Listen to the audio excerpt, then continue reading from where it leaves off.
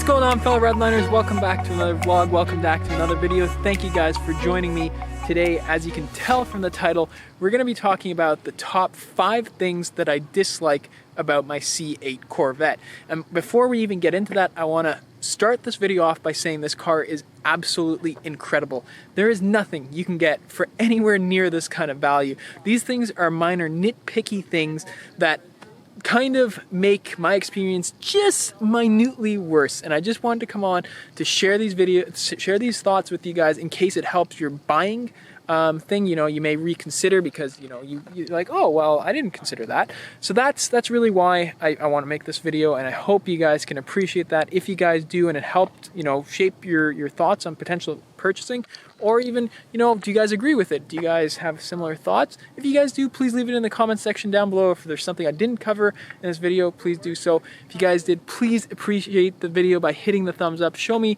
your appreciation. I'd very much appreciate that. Hitting that subscribe button down below, I'd very much appreciate that as well. It takes a lot of time and effort to film and edit these videos, so I'd very much appreciate it if you guys help me out hitting that subscribe, sharing it with your friends. Thank you guys in advance.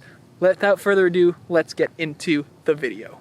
Alright guys, so let's start with number 5 first. I've opened up the passenger door because this one is something that my girlfriend pointed out to me, and I'm like, wow, this is a valid point. So when we get in here, a lot of people have said this side's very segregated, like you can't see anything. That's not the case. In fact, I've sat as a passenger, my girlfriend sat as a passenger. You can see the speedo just fine. You can see this, you can even control the volume knob, no issue. But one thing that I noticed that the car is lacking is somewhere or a point to grab. Some cars have stuff up here to kind of grab and hold on to. This car obviously doesn't because it's a Targa. This is very shallow, so you can't really hold on to this. You can see just how shallow that is. And there's no grab handle here. It's kind of awkward to put your hand here, or even somewhere like here. So really, as a passenger, you guys are kind of stuck. You can't really hold on to anything. And as this car goes around corners, the seats are really nice. The bolstering's really, really good and all that. But sometimes it's comforting as a passenger to be able to hold on to something. And if your girlfriend or wife or even friend, your best friend, whatever, wants to sit here, it kind of doesn't ruin their experience, but it makes it slightly worse. So yeah, I figured it'd be something you guys should consider if you guys are doing heavy spirited runs and canyons or Tail of the Dragon, or even any really nice road. The passenger experience may be a small bit hampered by the lack of something to hold on to, because if you're someone that gets seasick or motion sickness, it may increase that because you really have no point of holding on to, and you'd be sliding around without being able to hold on to. So I figured it's something worth noting, something you guys should consider. Although maybe something like right here, there could have been a grab handle somewhere in that area there. That'd be really, really nice. Maybe in future generations, it could be an option, just something to hold on to, like a strap even here that you can mount yourself and hold on to. That'd be really, really nice. Or even, if you don't make this so shallow, or like it can come around here. I don't know why they decided to block point here, but you have space down here in this cubby if you want to put, I guess it's for coins and stuff, but really it's really too shallow to do that. So anyways, something worth noting. All right, so for number 4, we're gonna hop in the driver's side seat. All right, so hopping in the driver's side seat, you can see what it looks like. I'm holding this pretty far down. We'll turn the car on, let it do its thing. So to backdate this, I'm 6'2". I have a standard torso, I guess. Maybe I'm a little taller than your average person. But when I sit up to drive this car, I have a ton of headroom still here. I don't know if you guys can see that or not. But the problem is the steering wheel. Now, they went with this square type steering wheel, and you have your adjustments here that you can bring the steering wheel down and you can bring it further up. However, as you can see, this is the furthest up it goes. Now you can bring it out a little bit more and it still won't go further up. It'll come further down, it just won't go further up, unfortunately. So if you push it back all the way, that's where the steering wheel sits. Now hold this at my eye height. You can see, like, you're missing half of everything in the infotainment or the tachometer area here. It's not the best experience for someone who's tall, something that I thought wouldn't be a problem because they went with this square steering wheel, and it really wouldn't, because you can see if I was a little shorter and I slouch down to like this, this is the perfect height. You have a perfect view forward. Now I'll bring this back up to my eye height as I'm sitting here like this. You see how perfect that view is. Now, I just want to show you guys how bent over I am. Like, I don't know if like you can see I'm slouched here. Like really, this is not comfortable. So if I wanted to go back up into a normal seating position, I'll again show you guys to my view here. That's all you can see. You can see half of it.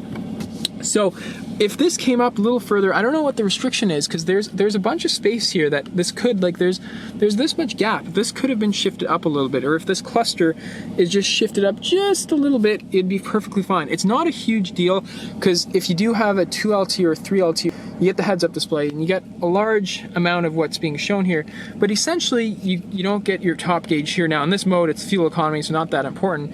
You get your speed warning up there, and then you get your G's, or you can customize that, but it kind of takes that away. And specifically, you can't see most of the rev range here. So again, I'll show you guys, that's holding it up. That's what I see from someone who's 6'2" with a fairly standard torso. All right guys, so number 3.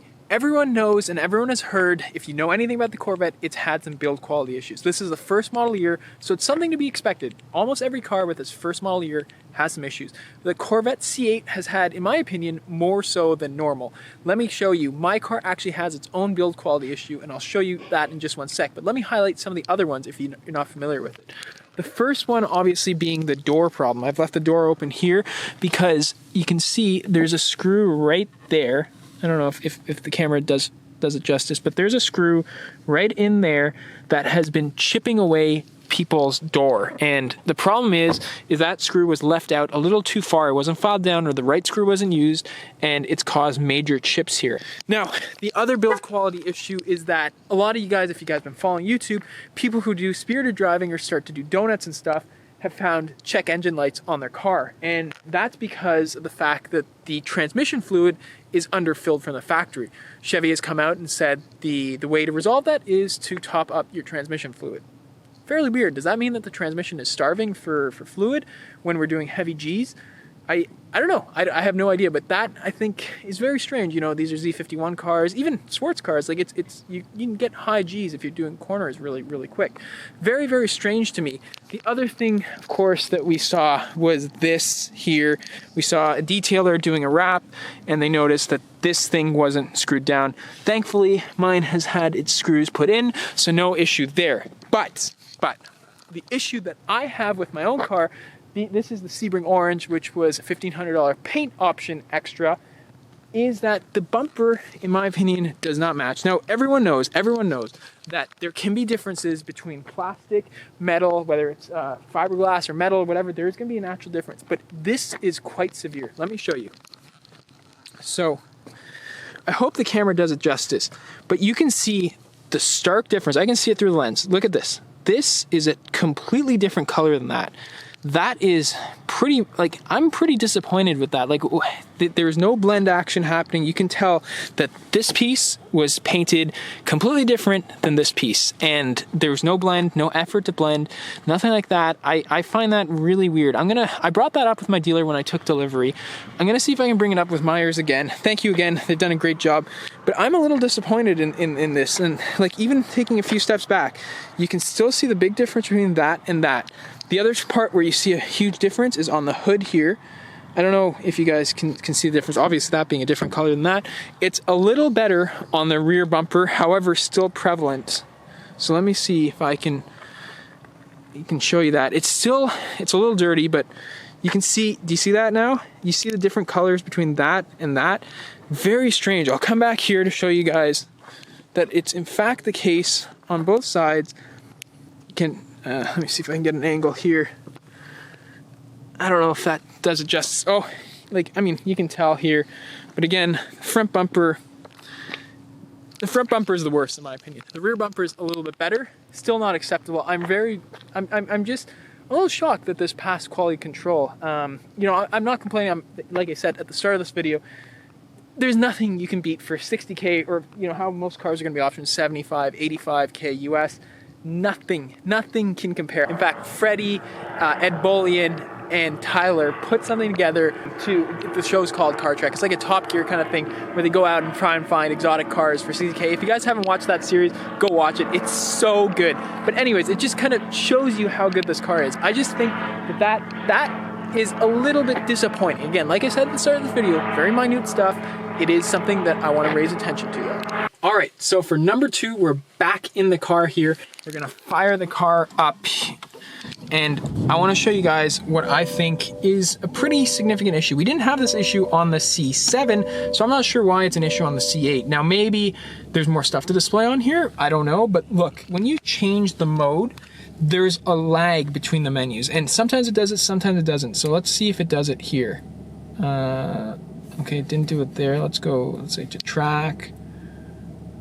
Oh, it's actually pretty smooth there. Like I obviously just turned on the car and it gets, oh, there you go. There's one right there.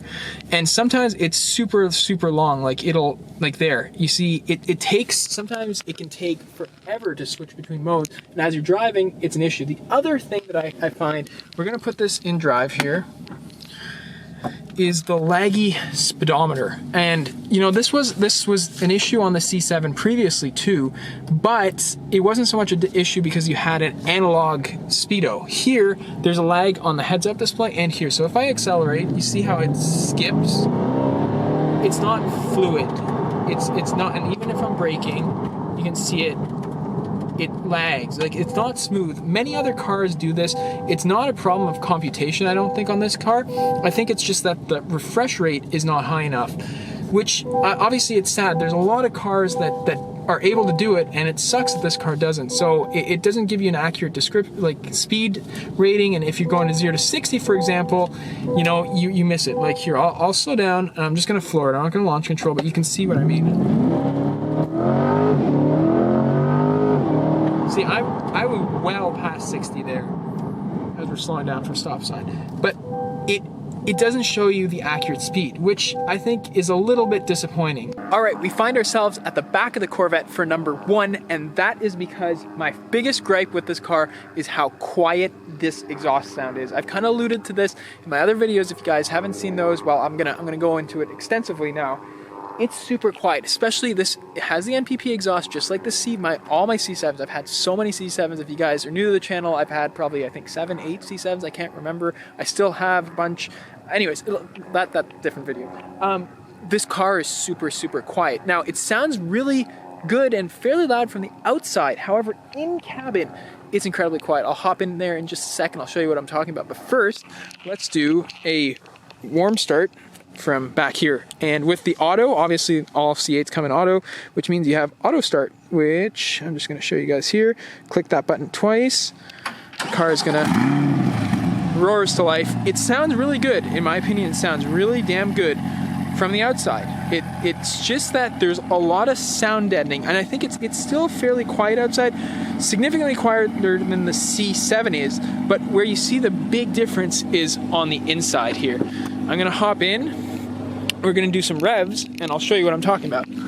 So, there's a lot of sound deadening in this car. I think Chevrolet tried to make here, you can see how much quieter the car is now that I've closed the door.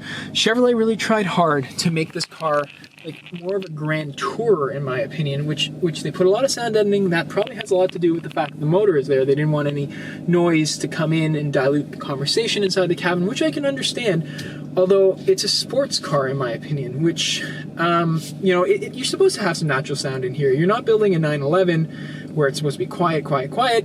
You're building an American sports car, and that's kind of the heritage of Corvette, my opinion at least. But anyways, let's turn this thing on here.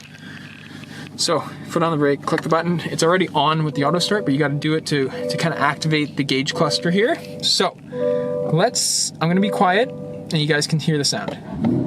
That's 2K. 25. 4,000, 3,800. You can see how quiet that is. Now relative, I'm gonna turn on the signal. So let me do 3,000 again. That's just over 3,000. Let's do the signal, and I'll show you how much louder that is. One more time. It's super quiet. And you guys probably heard from when I was doing how laggy the gauge cluster is. how it's pretty quiet in here. And I wish, just wish, I bet you taking the top off will increase the loudness just a little bit, but I wish that it was a little bit louder in here. And again, this is with the baffles fully open. I've set it in the cluster to have the baffles fully open on track mode, and it's still this quiet. If they could have made this car a lot louder, and you know, it's unfortunate that they didn't. I think it takes a little bit away from the car. Of course, the aftermarket is going to fix that. It's just a matter of waiting for someone to come up with product that consumers can buy. But it would be really nice, as far as I'm concerned, for Chevy to have built a louder exhaust, especially when you option it with the sports exhaust, like the Z51, or even if you just get a sports exhaust, you're paying $1,500 or so, just about, to get that sports exhaust, which would have been nice if it was pretty loud. That's just my opinion. Again, you guys may have differing opinions, although I probably don't think so, but if you guys do, let me know in the comment section down below. So guys, that's gonna wrap things up for the top 5 things I hate or dislike, or whatever you want to call it. 5 small nitpicky things that I wish that the Corvette did a little bit better. But again, I want to reiterate the fact that it's very, very minor. Things that could be, you know, maybe tweaked even like in the 2021 model year perhaps. I just wish, I wanted, you know, Corvette to know, and I wanted you guys to know as consumers, that maybe you guys may not pick this kind of paint if this really is going to bother you. If you still have an order that's about to go in, that's why I mentioned it. You know, small things that may sway you from not purchasing the car, which I really don't think it will, because this car is absolutely incredible. I hope you guys enjoyed the video. Thank you guys so much for watching. Please, if you guys enjoyed the video, hit that thumbs up button. I appreciate you guys watching, and I'll see you guys next video. Take care. Bye-bye.